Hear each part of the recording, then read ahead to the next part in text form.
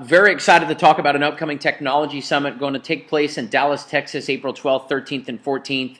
We've got an incredible technology to roll out in mobile apps and gamification. What we want to talk about over the next 15, 18, 20 minutes is really what it would be like if we could build a community where for the very first time there was true transparency in business, in social networking, in apps, and in network marketing. What I'm talking about is the ability to really gauge the magnitude of our social graph and our social network.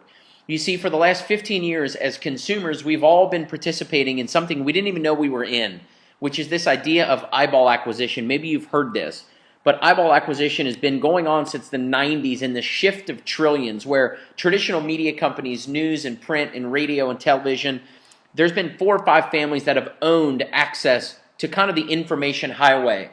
And then when the internet came out, it totally changed it. In 1996, Hotmail.com opened up their doors and started the company. 18 months later, a couple 20-year-old kids, by the way, 18 months later, the company sells for $420 million. Why? What's the value of eyeballs? Well, in Hotmail's case, it was worth $400 million. And then after that, MySpace sells to Rupert Murdoch in 2005 for $580 million. Facebook opens up, Twitter opens up, YouTube opens up. And the values for these companies have been unbelievable. It's been astonishing. It's not about the revenue that they create, it's about the eyeballs that they acquire. Because if you think about it, Facebook has never charged any of us to use Facebook. Instagram had never raised $1 in revenue. They've never sold anything, but they sold to Facebook for $1 billion. Why? Eyeballs. Today's real estate values aren't in houses, they're not in locations or mansions, they're in cell phones. Because people's phones are glued to their faces. There's an app in San Diego called Mogul. It's a restaurant app where this guy, John Carter, who's an advisor to our firm and a partner of ours, he launched basically a gamified version of eating out. So you go spend $200 at a sushi restaurant, you use your Mogul account on your mobile phone, on your app, and you get 10% back. 10% back on all your purchases. So they've got a gamified eating out app. How do people find out about that app? They hear from it. They hear from their friends about it. That's how it works. So as you watch the world change right in front of your eyes, don't take my word for it. Take the world's word for it. Every magazine in the world right now, if you've been to an airport lately or been to a gas station, no matter where you see magazines, they're all talking about mobile. I've got a stack of them in front of me with Time Magazine's Man of the Year last year with none other than Mark Zuckerberg. Whether it's Entrepreneur or TechCrunch or Fortune or Time Magazine, all of them are all talking about mobile and this current credibility. It's not about industries that are 10 and 20 and 30 years old operating on those old rules and running those old plays. It's about the new currency, the new credibility. It's about the new way of doing business. So if you think about how these companies get driven, they get built by us. How did you find out about Instagram? Instagram as a company doesn't take pictures itself and post them. You've never watched a YouTube video. The content's created by us. I hope that makes sense. Words with Friends is a platform where I can engage with my friends. So in order for me to engage with my friends, don't I have to invite them? So naturally, the gamified behavior in all these apps and all these games and all these social networks inherently built in is for us to want to connect with our peers, us to want to connect with our friends. So how do we connect with them? If they're not on Instagram, if they're not on Pinterest, if they're not a YouTube fan, if they're not on Instagram, we have to invite them. Most of them, when they get started, Pinterest was for sure, Facebook was, Gmail was, invitation only. Heck, at Facebook, you had to have a specific email address to even get an invitation. You had to have a Harvard.edu email address to even get in their deal. And then once they get out of the gates, Instagram got 1 million downloads in their first 30 days, 100 million in 18 months, and then sold the company for $1 billion. So a lot of people think this is a trend. A lot of people think this is like a cool thing. It's not a trend. It's a way that we live our lives.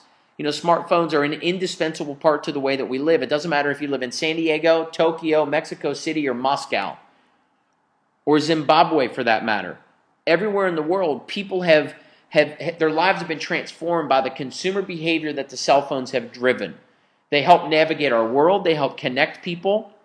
People use their cell phones as a way to shop. People use their cell phones as a way to manage their investments, as a way to manage their bank accounts.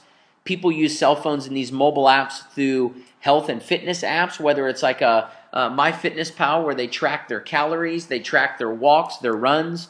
Nike's got an app out where people can measure the distance, their rate, their pace, their time. There's a mobile app for everything. You've heard that line used for a couple of years, but today it's true. There's over 1 million mobile apps out there, and it's not a domestic U.S. conversation. We're talking about a global movement. To give you an idea, there's more mobile phones in China than computers in the world. If you look at the United States, there's 103% mobile phone penetration. That means there's more phones than people. Europe, 120% of Europe has a mobile phone. Is that the craziest thing you've ever heard or what? You start looking at Asia, 74% of all of Asia has a cell phone. You know what that tells you? There's billions of people with a cell phone just in Asia. We're fishing in a very large stock pond, and the fish are hungry. And one of the unique things about this movement or this story is it's so funny. It's so funny that venture capital dollars are just pouring into this space where every time you turn around, there's another company going public for $100 million or another company being purchased for $250 million or another mobile app that just launched 4 months later, they got 30 million downloads. To give you an idea of how fast it's growing, Angry Birds' last app got 50 million downloads in 35 days. 35 days, 50 million downloads. The audience build in this conversation is so freaking big, it's like nothing we've ever seen before. And the reason is because there's an app for everything. Today's value is in the eyeballs. And if you think about it, grab your cell phone right now. I actually have a white iPhone 4S. It's the same phone that's on the screen right now. And half the apps that are on the screen, I have in my phone. I've got an Angry Birds app. I have Voxer on my phone. I have Pinterest.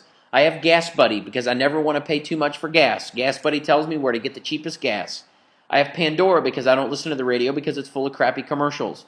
I have Ticketmaster because I have an in-app alert system, and I've checked all the bands that I like, and I get alerted anytime they ever come to California. I play Jeopardy on my phone. I have TripAdvisor on my phone, so I always know where to eat cool restaurants, stay at cool hotels.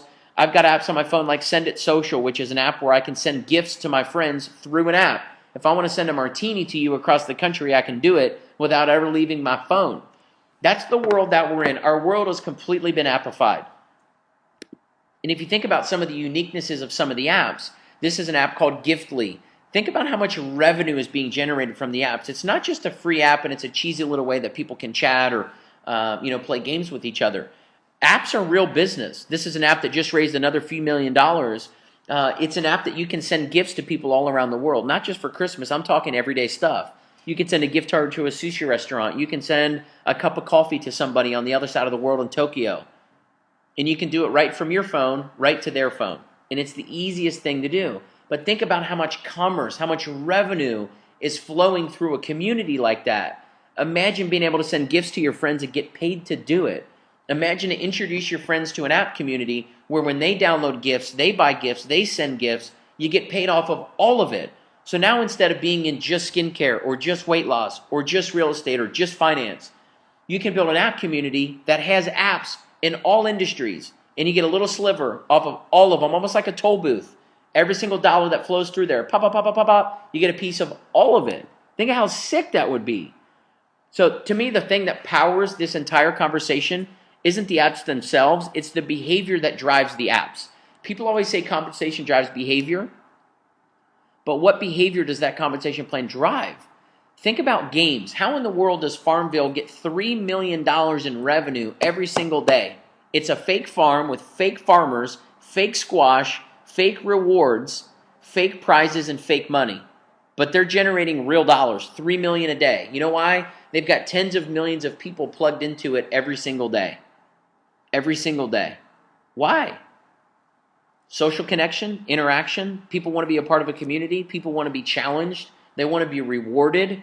They want to be recognized. And all of those things exist inside of Farmville. What is Farmville? It's a game. The behavior that games create. The number one rule for a game, it's got to be fun. But the best games are the games that are helpful and useful. So imagine if we could gamify app sharing. What if we could build an incentive model to where your mission was to go out and open the eyes of other people? Add gamification on top of building a business. That's what we're talking about doing. And what's so cool about it is it's a completely fresh perspective with points and downloads and games and rewards. Download apps, refer your friends, earn rewards. Very, very simple concept. It's been done in so many other industries. Think about it. What airline do you fly? And why do you fly that airline? Do you have points? Do you get miles? How about your credit card? What about the credit card commercials on television all the time that if you use this credit card, you get 5% back, 5% cash back on your credit card?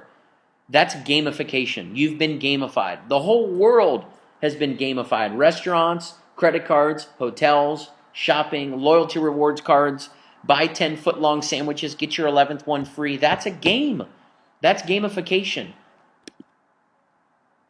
So what's so strong about a group of people collectively with collaboration in a transparent world, one person can change the world. The power of one to change many. And it only starts with one person. That's how Facebook started. One guy, Mark Zuckerberg, told his 4 roommates. His 4 roommates, one of them was in a fraternity. He told his 15 fraternity buddies, and it blew up. A few months later, they were all over every Ivy League school. A handful of months later, they're all over every college. A handful of years later, they're at 500 million people. In 2013, they're over 1 billion. 8 or 9-year-old company started by a 20-year-old kid. How in the world did it happen? Started with one guy, changed the world. And it's all about, in our world, transparency. Nobody made any dollars in Facebook. There's people in Facebook that were one of the first 500 people to download it and get on the website. They've got 100 million people in their group. They don't even know it because Facebook's not transparent. Some of the very first people to download Instagram and share it on their Twitter pages. Do you know how many people downloaded Instagram because they saw them post something on Twitter? Well, you'd never know because Twitter doesn't tell you. You have no idea. Instagram doesn't tell you. You know how many people that you've introduced to LinkedIn have told other people? It shows you through 2 levels how many connections you have, but it stops. Could you imagine if you could actually see how big of an audience you really have, how powerful and influential you truly are?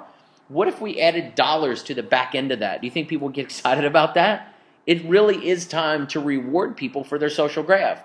In today's world, true value is in the audience. True value is in the community. True value is in being able to build a community of people who spend time engaged in your community.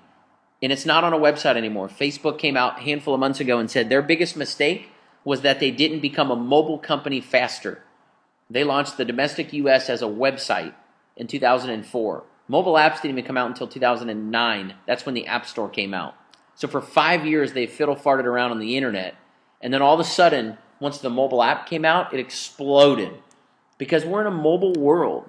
So if what we've covered so far has made some sense, if it's intrigued you, which in the last 12 minutes, I don't know how you wouldn't be able to get excited about the idea of a gamified mobile app sharing network with real rewards around the entire world. This is not a domestic conversation. This is a 38-country day 1 launch in 6 languages. So the game is absolutely on. It's on like Donkey Kong. Get your butt to Dallas. Dallas, April 12th, 13th, 14th. The very first phase of this app is going to be on people's phones at the event. We're super excited.